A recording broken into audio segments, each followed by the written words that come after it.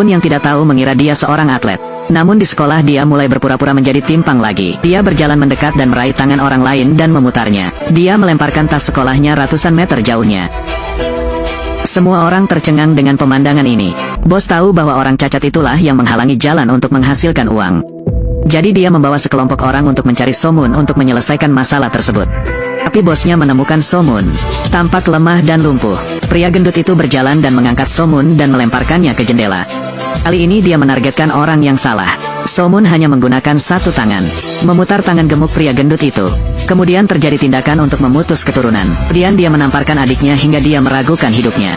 Ketika lelaki tua itu melihat ini, dia tidak pengecut. Tanpa ketegangan apapun, Somun menendang Ko. Pertarungan ini membuat Somun menjadi selebriti sekolah.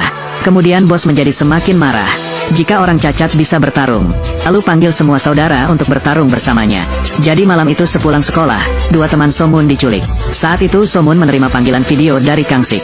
Akibatnya, saya melihatnya dengan hidung memar dan wajah bengkak. Bahkan Do Song pun tidak sadarkan diri. Somun benar-benar marah. Seorang diri bergegas ke gudang yang ditinggalkan. Melihat teman saya dipukuli hingga babak belur, dia dengan marah mengumpulkan kekuatan. Tiba-tiba seberkas cahaya warna-warni muncul. Dia tidak malu-malu di depan lebih dari selusin orang.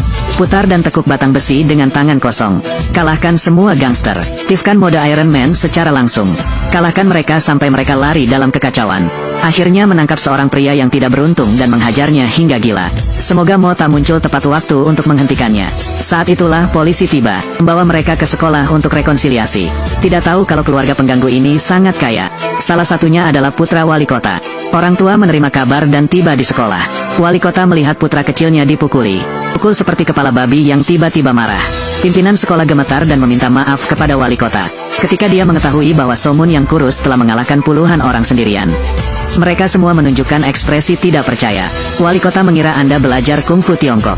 Menuntut hukuman yang berat. Biarkan Somun menelepon orang tuanya. Pemimpin sekolah menjelaskan bahwa orang tua Somun telah meninggal dunia.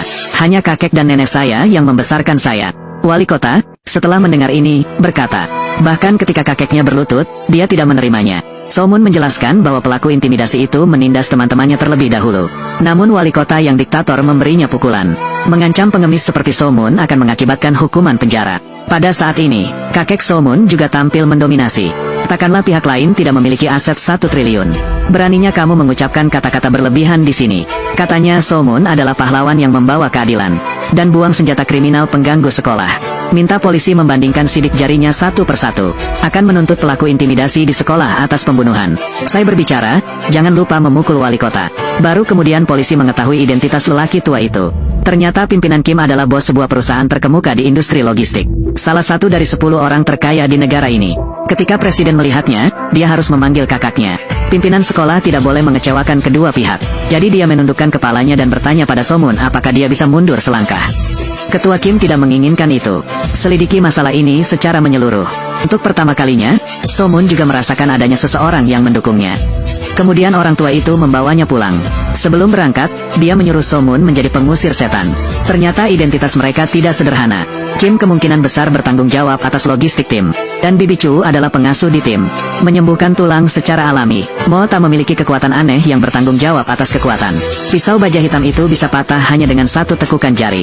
Hana adalah detektor radar humanoid. Roh jahat dapat dirasakan hingga ratusan kilometer. Dan lakukan penguncian jarak jauh. Saat ini dia merasakan roh jahat mendekatinya. Segera beritahu anggota. Juga mengatakan bahwa ini adalah pertama kalinya dia bertemu dengan roh jahat level 3 sejak pengusiran setan. Mereka bertiga segera berganti seragam tempur. Pemberitahuan penghentian sementara usaha. Dan beritahu pengusir setan lain untuk membantu. Tak lama kemudian Hana menemukan roh jahat itu di gang. Lalu halangi dia agar tidak mencapai atap. Namun, roh jahat itu tidak panik sama sekali. Kembali dan lari lurus ke atas. Melompat jarak lebih dari 10 meter. Hana pun tak mau kalah dan mengejarnya. Kemudian keduanya berlari melintasi atap. Roh jahat itu memungut sampah itu dan membuangnya kembali.